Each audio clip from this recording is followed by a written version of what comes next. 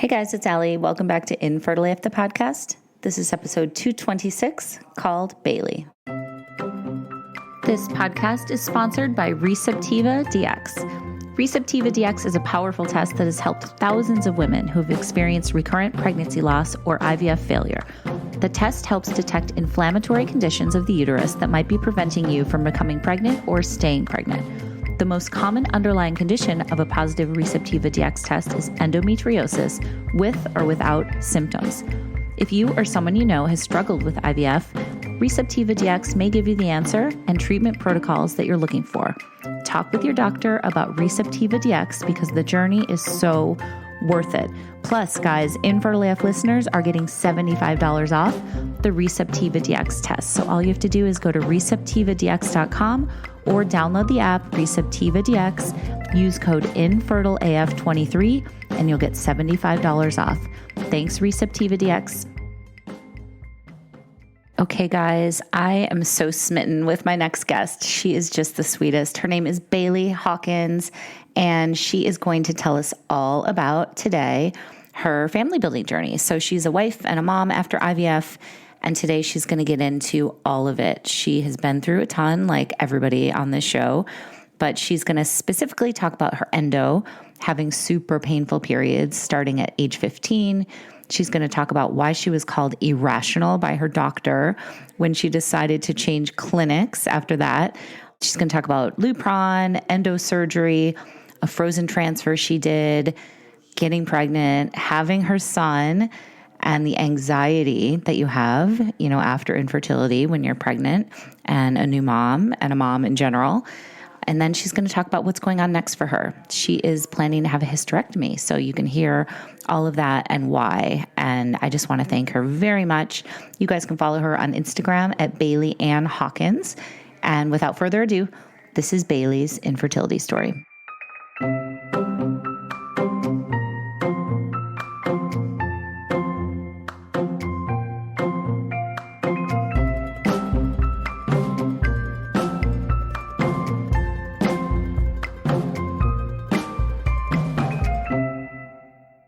Okay. Hi, Bailey. Thank you so much for doing this today. I'm so happy to talk to you.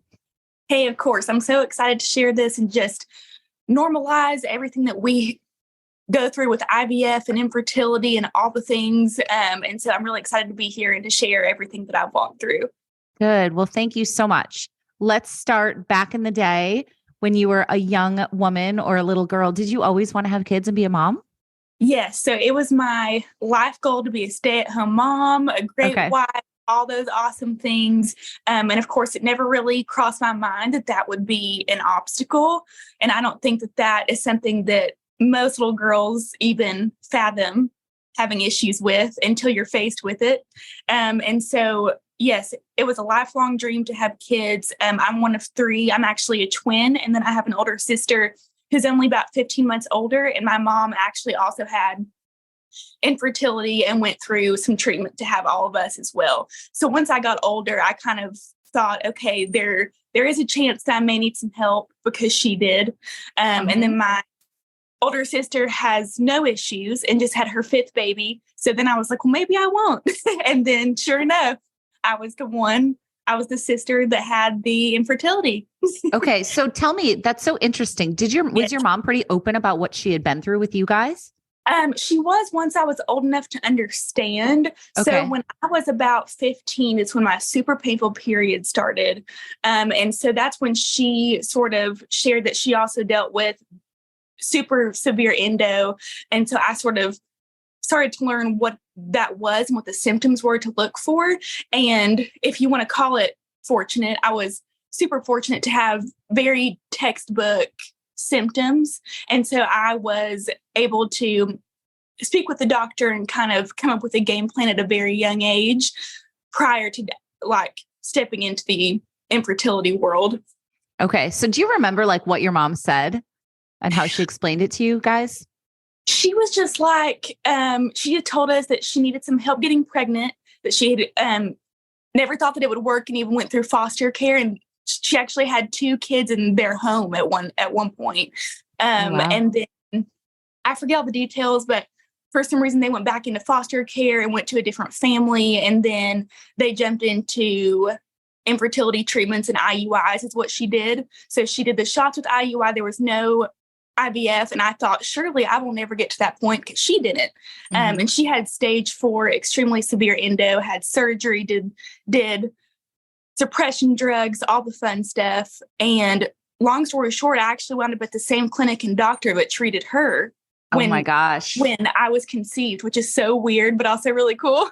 That's so cool. Yeah. And I'll get into that here soon because I had an absolutely horrific experience. And I really want to share that and just kind of what I was told and the difference from them to my current clinic, which is huge difference. Okay. All right. So a couple more questions about just what you knew, like growing up. So obviously your mom had been open about it. You said you might know that you might have some issues. So did you feel better prepared when it came to your family building journey that like, you know, there might be some bumps in the road? Because I feel like so many of us just go into it blindly, like, well, you know, you have sex without protection and you get pregnant. That's what we learned, you know, growing up. So did you feel better going into it?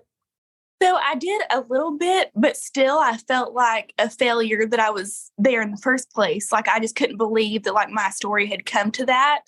And so even though I did feel maybe more ready than others because I knew that she had experienced it and I knew that it was okay to need that extra help, I still as a woman felt like I can't believe because I was about 25 at the time. So I was like, I'm 25 years old. Like, why am I sitting in this clinic with clockwork cycles and ovulation, a husband with an awesome sperm count? Like, why am I sitting here? And so even though I did feel that way, it was still very scary and overwhelming that I was being faced with the same circumstance. Right. So when did you decide that you needed to go to the clinic? So had you guys been trying and nothing was happening or what was going on? Yeah. So we had gotten married very young at 22 years old. I was on birth control with no break in it because my cycles are so painful that was like my only way out. And if anyone is listening and also has this same awful thing going on with endo, there's no cure for it yet. And so I had the surgery. It didn't really help that much. I continued to miscarry. And so we got married at 22. I stayed on the pill until I was about 24. And at that time, I stopped the pill. And of course, in the hopes that the pill had kind of helped the inflammation and everything, I thought for sure in the next year I'll conceive and something will happen. So about 18 months went by and I never got a single positive test. And my cycles were awesome and perfect and ovulated on day 14. So, I mean, it was just like a perfect cycle every month. And I was just like, something is either being missed or something is off. And so at that point, I went to my OB, who is so great. And I've seen her since I was 19 and first started the pill. And she was so great and sent me straight to a fertility clinic here in Knoxville. And so that at that point is when I scheduled my surgery because I met all the criteria for most likely having endometriosis. And so I scheduled my surgery at that time. And I had it a few months later. It was right before my 25th birthday, I believe. So we didn't wait too long to jump into surgery and getting help and all of that. And so he went in, found very minor stage 2, ovaries looked good and tubes looked good. So I thought for sure, like, this surgery is going to be the answer. I'm not going to need much help after this. Everything looked great. So fast forward about 3 or 4 months after surgery, still no positive test at all. And if anyone is listening has had the surgery, your results are best about 6 months to a year in. That's your best chance of conceiving after surgery because that's when your inflammation is going to be down the lowest. But what sucks is the endo always comes back or grows back in, a certain period of time. And so I chose to go ahead and hop into the IUI game with, I think I was on Femara first, and then I switched to Clomid. Always had a great response. I think I had 10 eggs on Clomid. And so like everything was always, great on paper. And sure enough, we pressed forward. I did 6 IUIs, which knowing everything I know now, I should have stopped at 3. But again, I had really poor care at the time and I was not told, all the stats and everything up front. And I'm really big on being straightforward. Like if there's a good chance of this working, tell me. If it's not, just go ahead and tell me to tear the Band-Aid off. I would rather know because it's expensive and we didn't have any insurance coverage for treatment at the time. And everything was out of pocket. And so I believe it was my third, fourth, and sixth IUI I conceived, but I still miscarried early every single time. So I would get that first blood draw and things would look good, and then things would rapidly go down after that. And so it was just a roller coaster of emotions, physically, emotionally, financially, just all those things that we have to deal with fertility treatment. It's just so unfair. And that could be like a whole other chat for a different day. But exactly. I'd love to talk more about the care that you had mentioned that was not good. Let's unpack that a little bit. What was going on? Yeah. So once I had miscarried several times, so I first felt very safe because surgery went great. I had a great experience of care on that, end of things. Once the treatment started and I kept having those early losses, there was no bedside manner. There was no compassion. I felt like I was leading my entire treatment. I was the one researching up all night and sending stuff to my nurses and doctors. And I just felt like I was the head of my own care. And here you are and paying thousands of dollars for someone to help you. And you feel like it's all in your hands, which it's so stressful to be in the clinic in the first place. Totally. But then I feel like you have to carry your own care and plan of action, so to speak, is just a whole other layer of stress. Exactly. Because exactly like you said, nobody wants to be there. Nobody wants to be there. But then to feel like you're a number or you're not getting the treatment or the personalization that you deserve, that everyone deserves. Yes. It just feels so bad. Yeah. And so then I had done some research on the Receptiva, which we will dive into here in a little bit. And that was a game changer for my story.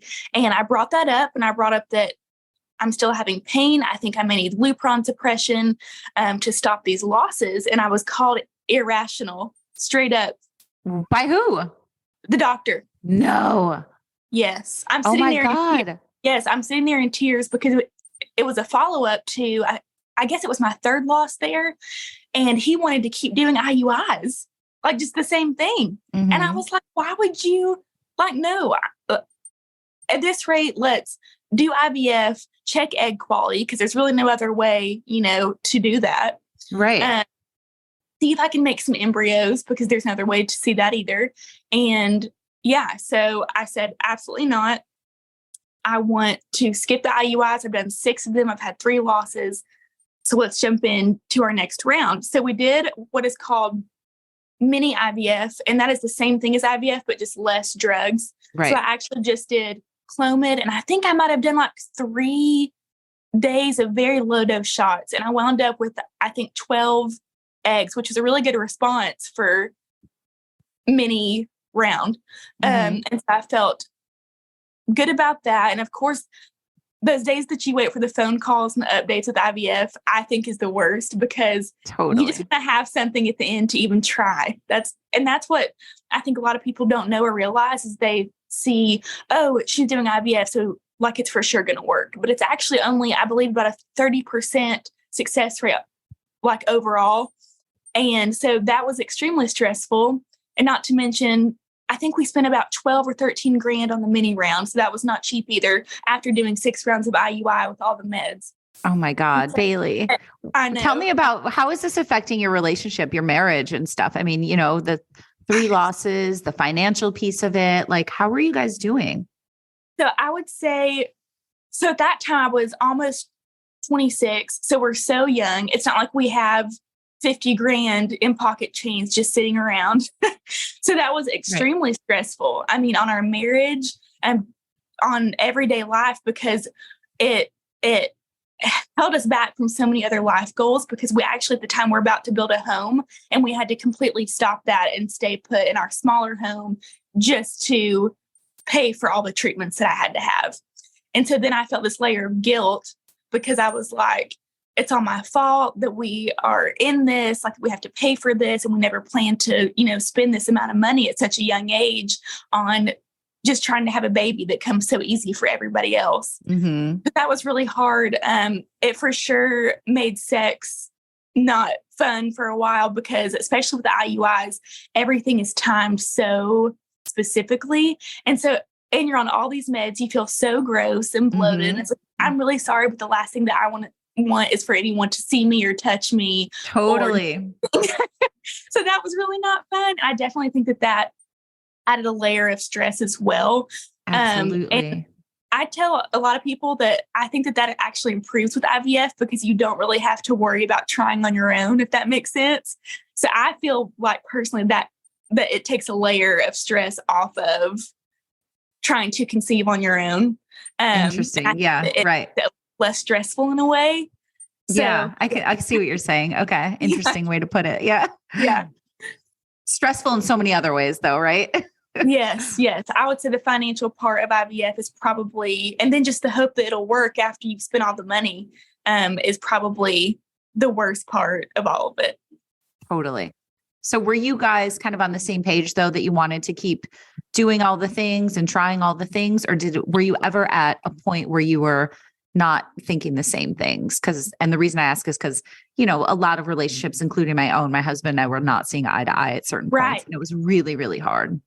Right. So I would say for the most part, we stayed on the same page, and my husband was really great to kind of leave it up to me because I was one physically going through everything. And he said a lot of times, like, if you want to stop, like, we still can have a great life and move forward from this and fill that void in a different way.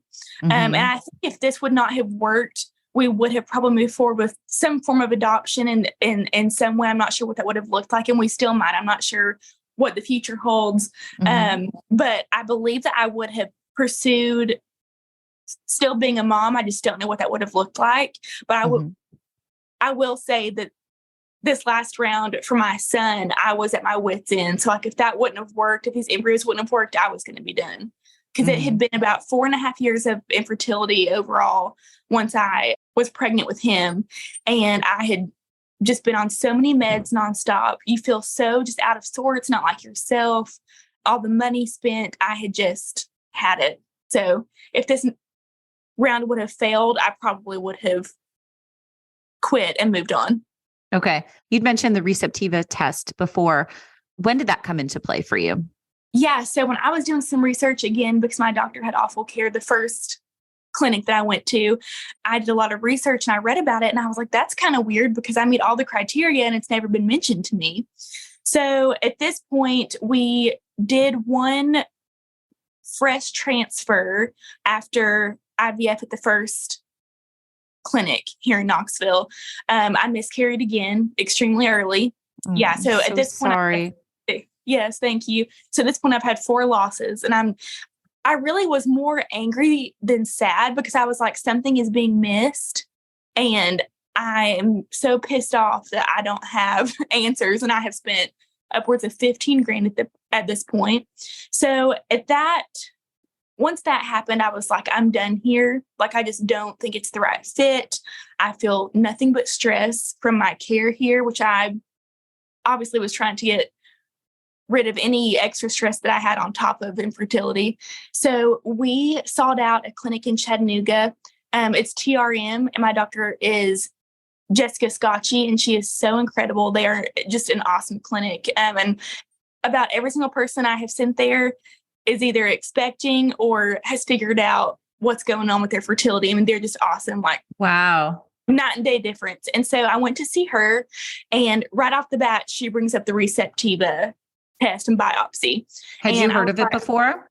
Yeah. So I had done some research, but it was never shared with me. And so when she brought it up, I felt like, oh my gosh, I'm finally on the same page as my doctor. And like, I just feel so much more at peace here. It just clicked instantly. And that's just such a good feeling to feel heard and understood. And just like you're in the right hands.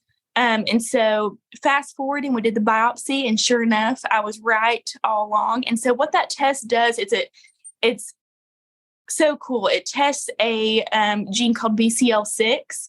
So every woman actually has some form of that in their bodies, but most women with endo have a much higher level, which indicates a ton of inflammation. Again, linked to the endo.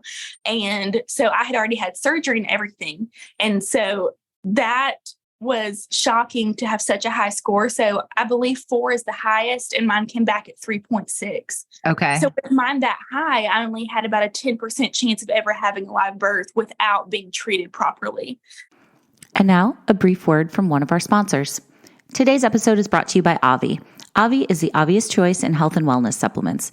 Their products range from collagen for your hair, skin, and nails, to weight loss solutions, to immune support, to hormone balance. Avi has more than 400,000 customers worldwide and has a Facebook community with over 65,000 active members.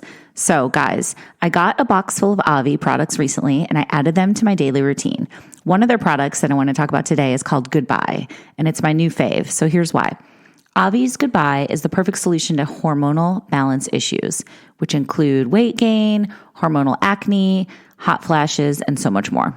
Goodbye contains key ingredients such as DIM to help regulate estrogen production and KSM66 ashwagandha to help you feel relaxed and stress-free. And I must say that since adding Avi to my daily routine, I've had more energy and a clearer mind. So guess what, everybody? I think you guys can probably guess. You've probably heard enough of these podcast episodes to know that Infertile AF listeners can get 25% off today with code INFERTILEAF at myavi.com. That's myobvi.com. Use promo code INFERTILEAF and you'll get 25% off today. It's super Avi why you should do it. See what I did there? Let Avi help you reach your goals this summer. Again, go to myavi.com and use code INFERTILEAF for 25% off. Thanks, Avi.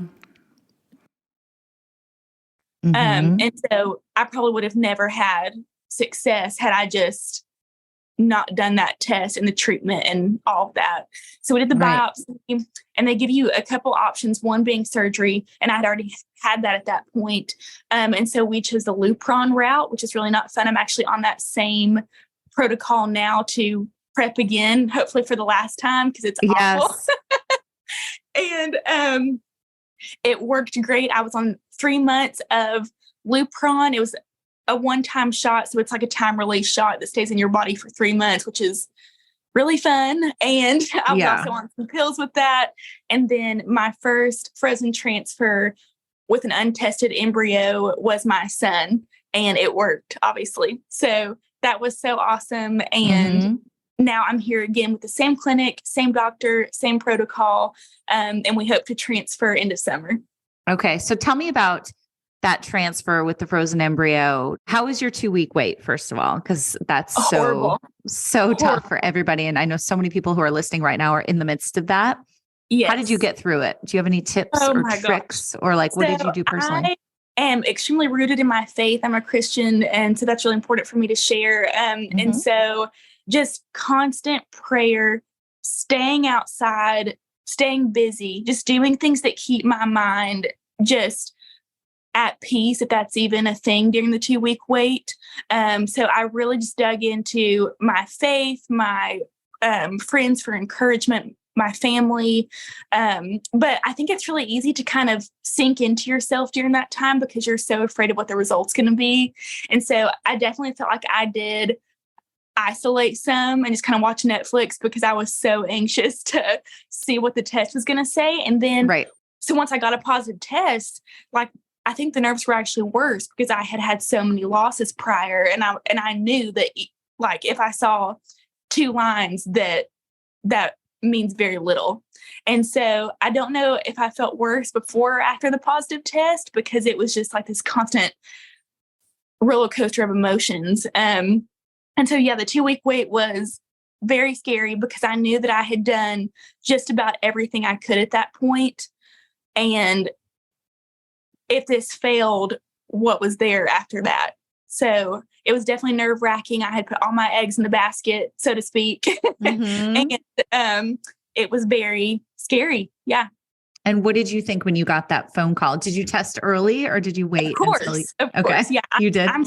I'm psycho and I test very early because I like to see the line get darker and it just makes me feel sort of in control, even though we're not. It just makes me feel like I have my hand in some of it, if that makes sense. Yeah, no, that does make sense. Yeah. So I got my first positive 4 days past transfer. So very early. And then I had lab work done. I believe I was 9 days past because of the day that it fell. They did my labs early, and waiting for that phone call to get the number is just excruciating. It's awful. And I'm dreading it again. So I got the first number and it was the highest it's ever been. So that was really great. I think it was like 141, 9 days post. And then I did another one 2 days later and it had shot up to about 452. I think so. Things looked really, really good for the first time. And so it's like with each milestone, you're able to breathe. And then the week after that, you freak out again. And then you can breathe again because you have an ultrasound or lab work. And it's just this constant roller coaster of emotions and anxiety and, just all the things. And I felt like I was so robbed from getting to fully enjoy, and I always will be, from fully enjoying being pregnant because I worry so much about losing each baby that I have the honor of carrying. Totally. So that's a big thing I love to talk about is just the anxiety of, pregnancy after loss or, just infertility in general. Tell me a little bit more about your experience with that. What were the thoughts that you were having and how did you kind of try to navigate that time? Did you ever feel like you could fully relax? Because I certainly did not. No, I think the only time I felt like I could fully enjoy it was during an ultrasound. I paid for so many private scans just because seeing him just made me feel safe. And it was also hard because after all my losses, I had what's it called? It's called something when your placenta is like, it was in a place where I couldn't feel him until he was much larger. And I was like, seriously, after everything. And now I am pregnant and I can hardly feel him. And I'm so anxious. Right. So I chose to get a Doppler for home when I was like 11, 12 weeks. And I know a lot of people hate that and it makes their anxiety worse. For me, it helped me a lot because when I first switched from my fertility clinic to normal OB care, that was such a big transition because your care is never the same as it is at your clinic because it's just, you're an actual person. And when you're at the OB, it's like herding cattle in a way. Mm-hmm. Right. And so I was like, okay, they want me to wait 3 weeks or more. Like I cannot wait that long for an ultrasound. So I chose to get a home Doppler, and anytime I just needed that extra reassurance, if I couldn't feel him, I would use that. And that worked very well for me. And I'll probably do the same just because it makes me feel safe. So I think everybody should just do what works for them and makes them feel at peace. Yeah. I've had plenty of people, in Fertility Rally, the membership group that I co-founded, we always talk about how we want to open a fertility rally clinic because we're like, you can come in every day for an ultrasound or a scan. I would love to. Yes. Yes. It would be amazing, right? Because it's so nerve-wracking. Yes. I mean, that doesn't even begin to describe it. That's such an understatement, but it's just, the stakes are so high. You've been through so much loss. You just want everything to be okay. And there's no way of really controlling any of it, so any bit of knowledge or reassurance that you get makes such a difference. Yes. And on top of all of that too, once we switched to our new clinic in Chattanooga, we also had to pay for IVF again. So we took our embryos with us, but we still had to pay for like a program. And so we qualified for they had this awesome thing where if you meet the criteria, if your transfers fail with all your embryos, you get 100% of your money back. And I had never heard of that before. And I was like, okay, this gives me a safety net where at least I feel like we can use this for adoption or like some other route or whatever if this fails. And so I definitely felt very safe there because of that. But that was $35,000. Right. And so we've already spent about 12 or 13. And I was like, okay, if we're all in, like we're all in. So we went all in, And I still am so happy with that choice that I made, because even though we just now finished paying all of that off, which is great, but it took a while. I am so glad that we spent that, because just the peace of mind is worth everything, especially after you've been through several losses and just infertility in the first place, just to have that safety net. So if anybody is looking for an awesome clinic that is so compassionate and has tons of options and they treat all kinds of couples, they are awesome. And I'm always an open book if anybody wants to reach out and get their information. Love that. So tell me about your little guy, Shepherd, right? Yes. Tell me about when he came into the world and you got to hold him in your arms. He's so cute. Oh, thank you. So I bet everybody that is listening, if you have had successful treatment, you will know how I felt. So even when they first, I was rolled back into the OR because I had a C-section, and I was like, is this even really me? Is this my turn? I can't believe I'm the patient and I'm not here to see someone else's baby. I'm here for my own. It was very surreal. And I think that I was just in shock. Mm-hmm. And they pulled him out. He was almost 10 pounds and 23 and a half inches long. So he was a big boy. Oh my God. I know. And when I heard him scream, I was just I still felt numb, because I was just how is this really mine? He's mine and I get to take him home. And then I'm laying there, of course, on all the drugs from the surgery, and I'm shaking on the table. Mm-hmm. I'm just in just so much shock. So everything was great. Had an awesome experience. He was healthy. He did stay in the NICU for most of his first day of life for his breathing. And that was a little bit scary, just because I was oh no, is something going to happen? And I think when you go through infertility, your mind automatically goes to worst case scenario, because I think that's just how we make ourselves feel safe and in control, that you just kind of prep for worst case, because then if anything else happens, it's better than what you thought could have happened. Mm-hmm. So I was just great. He's in the NICU, of course. And then I had a lot of pain from my C-section. I finally got that good under control, and they brought him into my room about 1:00 in the morning. And again, it was just so surreal. And I sat there to breastfeed him, and that was just so crazy. I just couldn't believe that my body was doing it, that it was just my time. And I would say even now, he just turned 14 months, which is so crazy. It goes by so fast, as you know. And even now I catch myself Mother's Day this year at church, they gave out roses to all the moms, and I couldn't believe that I got to grab one. And in a sense, I just hope that never goes away, because even after infertility, being a mom, especially a first-time mom, has been a huge change, huge life change. It's been really hard. He was super colicky as a newborn, and so that was really hard too. And I dealt with some pretty severe anxiety and depression after he was born because of that.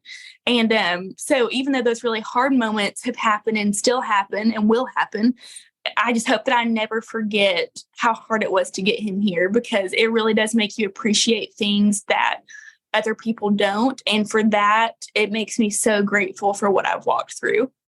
Totally. I don't think you will ever forget it, right? I mean, how do you forget that? So now here you are going through it again.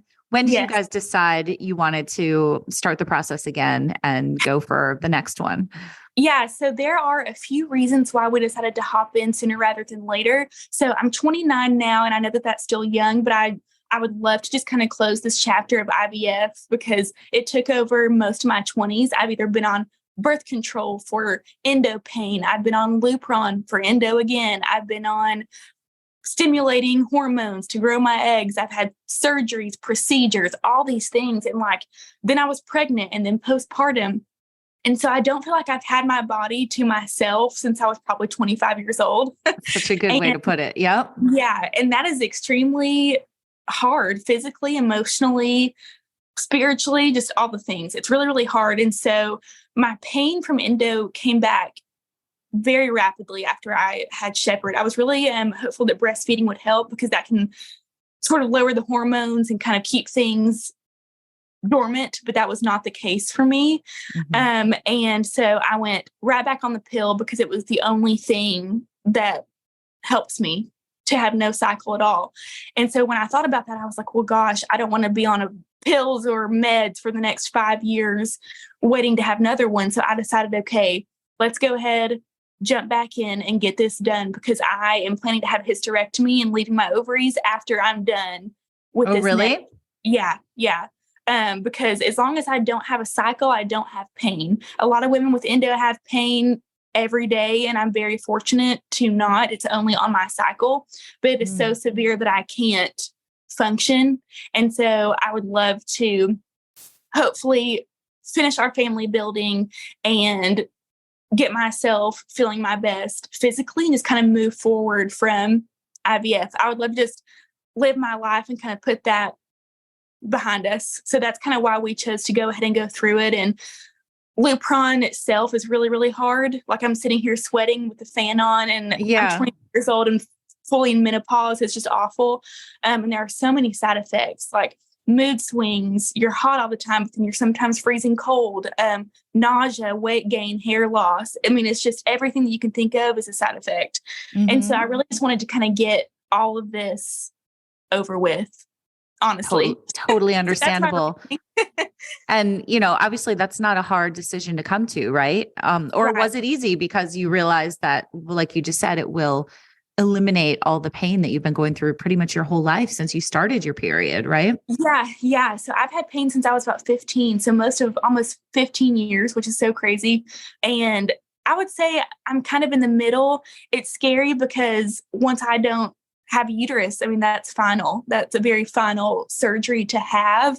And that's scary. But then on the flip side of that, I want to feel my best and be the best for the healthy kids that I do have and my family. And so I'm trying to think of it that way, is I just really want to feel my best. And I know that that's going to get me there, or at least closer. So as scary and as permanent as it is, I'm really looking forward to just being done with this chapter of my life and enjoying my 30s, not on hormones, and hopefully feeling better. Totally. So what, Bailey, after everything you've been through, what do you know now that you wish you knew at the very beginning, or anything that you can share with people who are listening who might be new to this world and just feeling really overwhelmed or sad or depressed or any of the things? Oh gosh, so many things. I feel like I could write an entire book. I would actually really like to write a book. You should. About everything. So a few things. I would say I know how it feels when you're invited to every single baby shower and you feel like you know all the stuff on the registry, but it's still not your turn. And I know what it feels like to want so badly to be happy for other people, but you just can't. I know what that feels like. And I know what it feels like to see a post of an announcement and just sit in the bathroom floor sobbing uncontrollably. I know what it feels like to just think it's never going to work for you, and you just can't face one more day of another shot, a pill, a surgery, a procedure, all of it. And I would also say, if you are someone, as you know from your own experience, if you are someone who's walking through recurrent loss, as we both have, know that every miscarriage is your body trying to tell you something. It's telling a story. And if a doctor tries to say it's not, or say it's not important, find another doctor, because had I changed sooner, I probably would have saved thousands of dollars and I would have gotten to the end result sooner. And while I'm thankful for the whole journey, because it got me my son here, I do wish that I had listened to other people that had walked through IVF prior, and also research on the SART website the success rates of your clinic, because I didn't know about that. And had I known, it would have made my choice much different. And I think it's really, really important to know all the things about your lab, your doctor, their success rates, your embryologist, all those things. There's really not too much that you can know, and just know that you're the one that is paying your doctor, and that you are in control of your care, and you're your largest advocate. And if you feel like something is off, then something is probably off, and don't let anybody make you feel bad for asking questions. It's so true. I'm so glad you said that. And I also want to say, just in my opinion, for every loss, it's valid. I feel like sometimes when people have an early miscarriage or a chemical pregnancy, or even the loss of failed transfer. To me, those are all losses. So I just want to validate that for everybody, that they're all painful. You know, we always say this is not the pain Olympics. Your pain doesn't have to be more extreme than someone else's. If you're in pain, you're in pain. So I just wanted to throw that in there as well. Yes. If it is even a transfer or just a positive test for 5 days, if that fails for you, I think as you said, any time of 6 weeks or a stillborn, which I truly cannot fathom, all of it is horrible and all of it is valid. And that is the death of a hope that you had in a life that you dreamed of. Mm-hmm. And not everyone's going to understand that, but you do, and I do, and you do, I know as well. And so I totally, fully agree with everything you just said.